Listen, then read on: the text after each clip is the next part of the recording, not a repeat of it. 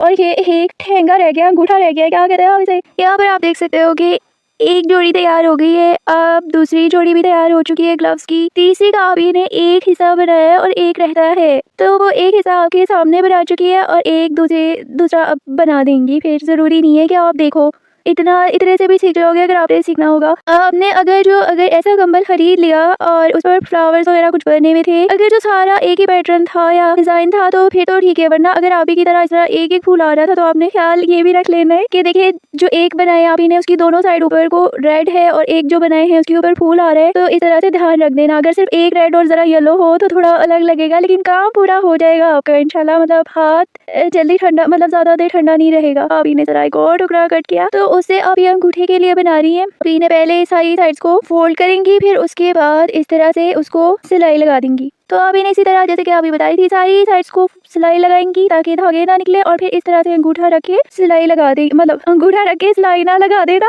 अंगूठा अंदर से हिल जाएगा और आप लगा भी नहीं पाओगे। लगाओगे कैसे, तो ये आपने ऐसे करना है कि निशान लगा देना है पेन से और फिर इसके बाद इस तरह से इसको बना देना है। तो ये इस तरह से बन गया। आप अभी इसको लगाने का सोच रही थी कि किस तरह से इसको लगाया जाए, क्योंकि ये तो फिर इस तरह नहीं लगा सकती जैसे आप ही ने और उंगलियों के लिए लगाया है, क्योंकि यहाँ पर आप ही को इस तरह से इसको पहनाना होगा और फिर हटाना भी तो होगा। तो किस तरह से हटाया जाए, किस तरह से लगाया जाए, तो इसके बारे में फिर आप ही और मैं सोच रहे थे।